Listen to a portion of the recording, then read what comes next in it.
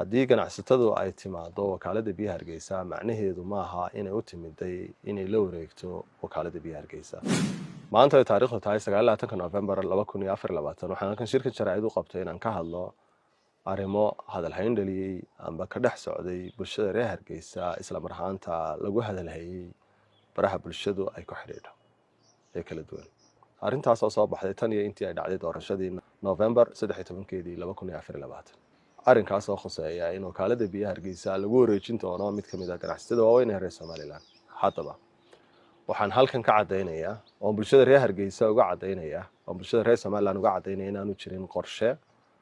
la doonayo in lagu wareejiyo wakaaladda biyaha Hargeysa mid ka mid ah ganacsatada waaweyn ee reer Somaliland.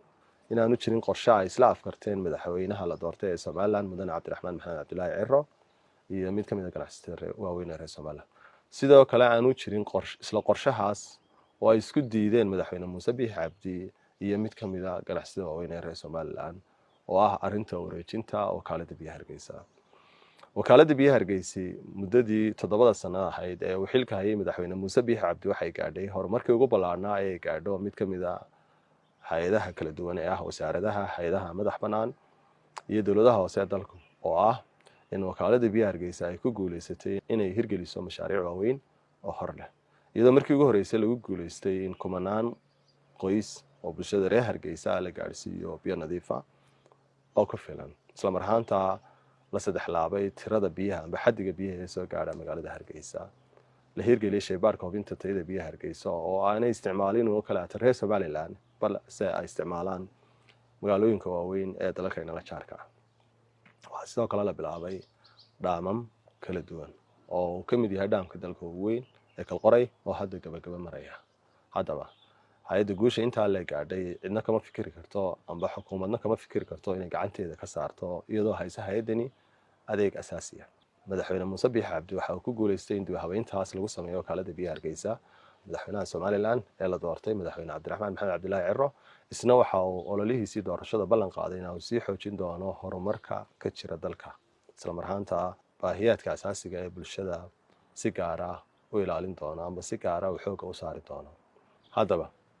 waxaan ka codsanayaa bulshada reer Hargeysa inaanay aaminin amba aanay qaadanin wararka ku tirikuteenka oo ujeedadeedu yahay in bulshada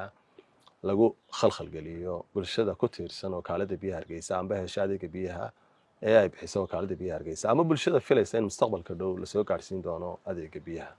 sidoo kale arrintaas oo saameyn ku yeelan karta ceelasha ku yaala beeraha gaarka loo leeyahay ee degmada Dar es Salaam. ganacsatada reer Somaliland waxay si joogto ah u yimaadaan amba u soo boqdaan horumarka ka socda wakaaladda biyaha Hargeysa iyadoo arkaysan sanadadii ugu dambeeyay in ganacsatada waaweyn ee dalku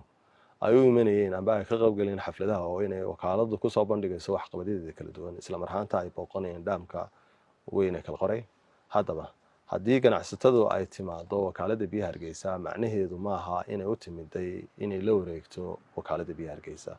bal ay ganacsatadeenu waxay si joogto ah uga tala bixisaa oo u taageertaa oo u dhiirigelisaa horumarka ka hana qaaday wakaaladda biyaha Hargeysa iyagoo nin kastoo reer Somaliland ama muwaadin kastoo reer Somaliland amba qof shacab ahaado ama ganacsade ahaado amba sarkaal dawladeed ahaado maanta uu ku faraxsan yahay horumarka ka socda wakaaladda biyaha Hargeysa. bulshada reer Hargeysa waxaan ka codsanayaa inay qaadan wararkaas dadka fidinaya waxaan ka codsanayaa inay joojiyaan wararka keeni kara khalkhalka amni amba kicinta bulsho amba iska horkeen bulshada keeni kara ayaan ka codsanayaa inay joojiyaan. wakaaladda biyaha Hargeysa waxay sii xoojin doontaa mashaariicda horumarineed ee khuseeya arrimaha biyaha ee gacanta ku hayso. waxaan rajaynayaa in wejiga labaad ee mashruuca biyaha Hargeysa oo shaqadiisu dhamaatay badi iyo dhaamka Kalqoray oo hadda gabagaba ku dhow iyagana aynu si rasmi ah u furi doono mustaqbalka dhow haddii Alla yiraahdo.